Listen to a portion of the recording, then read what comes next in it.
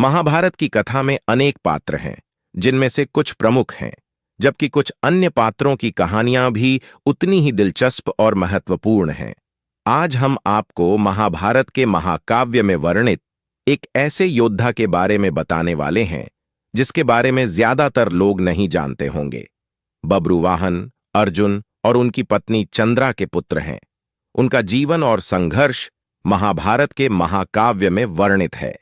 बब्रुवाहन का जन्म अर्जुन और उनकी दूसरी पत्नी चंद्रा के साथ हुआ। चंद्रा एक नक्षत्र चांद की देवी थीं और अर्जुन के साथ विवाह के बाद उनके द्वारा उन्हें एक पुत्र प्राप्त हुआ।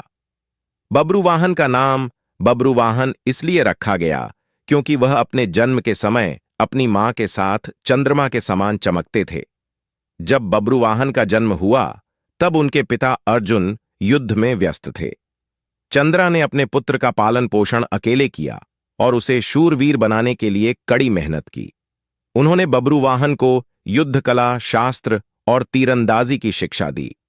चूंकि वह चंद्रमा की देवी की संतान थे, उन्होंने चांद के गुणों को अपने भीतर समाहित किया और उन्हें बहुत से लोग शुभ मानते थे।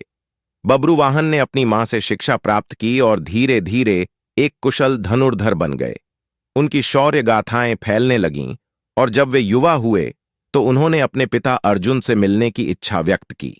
चंद्रा ने उन्हें अर्जुन की वीरता और उनके संघर्षों की कहानियां सुनाई, जिससे बब्रुवाहन में अपने पिता के प्रति एक गहरी श्रद्धा और प्यार जागृत हुआ। एक समय बब्रुवाहन ने निर्णय लिया कि वह अपने पिता से मिलने जाएंगे और उनके साथ युद्ध की शिक्षा प्राप्त करेंगे। उन्होंने अपने माता पिता से अनुमति ली और चल पड़े। मार्ग में उन्होंने कई कठिनाइयों का सामना किया, लेकिन अंततः वह अर्जुन के पास पहुंचे। जब बब्रुवाहन अपने पिता अर्जुन से मिले तो अर्जुन ने उन्हें अपनी बाहों में लिया और गर्व से कहा कि वह अपने पुत्र को देखकर बहुत खुश हैं। अर्जुन ने बब्रुवाहन को युद्ध की विद्या सिखाई और उनके साथ विभिन्न युद्ध कला की प्रशिक्षण में संलग्न हुए। बब्रुवाहन ने अपनी विद्या में निपुणता हासिल की और बहुत जल्द ही एक महान धनुर्धर बन गए। अर्जुन ने बब्रुवाहन को बताया कि उन्हें अपने कर्तव्यों का पालन करना है और अपने परिवार की रक्षा करनी है। इस समय बब्रुवाहन ने यह संकल्प लिया कि वह अपने परिवार और अपने पिता की विरासत को आगे बढ़ाएंगे। बब्रुवाहन का एक महत्वपूर्ण कारनामा उस समय हुआ जब एक शक्तिशाली राक्षस ने उनके राज्य पर आक्रमण किया। राक्षस का नाम नाग था, जो अत्यंत भयंकर था और राज्य में आतंक फैलाने के लिए प्रसिद्ध था। बब्रुवाहन ने अपने राज्य की रक्षा के लिए संकल्प किया। उन्होंने अपनी मां से आशीर्वाद लिया और राक्षस का सामना करने के लिए निकल पड़े। बब्रुवाहन ने अपनी युद्ध कला का प्रदर्शन किया और राक्षस से सीधे टकराव किया। उन्होंने अपने धनुष और तीर का प्रयोग करते हुए राक्षस से लड़ाई की। युद्ध कठिन था, लेकिन बब्रुवाहन ने अपनी चतुराई और साहस से राक्षस को पराजित किया। उन्होंने उसे मार डाला और अपने राज्य को सुरक्षित किया। बब्रुवाहन ने अपनी वीरता और युद्ध कौशल के लिए प्रसिद्धि प्राप्त की। उनकी माता चंद्रा ने उनके लिए एक उपयुक्त कन्या का चयन किया। बब्रुवाहन ने उपेंद्र नामक एक राजकुमारी से विवाह किया। यह विवाह केवल व्यक्तिगत प्रेम कहानी नहीं थी, बल्कि दो शक्तिशाली राजवंशों के बीच एक राजनीतिक गठबंधन भी था। विवाह के बाद बब्रुवाहन और उपेंद्र ने एक सुखद जीवन बिताया। बब्रुवाहन ने अपने पत्नी को एक आदर्श पति की तरह प्रेम और सम्मान दिया। उनके बीच एक गहरी समझ और मित्रता विकसित हुई। एक बार जब बब्रुवाहन अपने राज्य की रक्षा कर रहे थे, तब एक बड़ी समस्या उत्पन्न हुई। एक शक्तिशाली शत्रु ने उनके राज्य पर आक्रमण किया।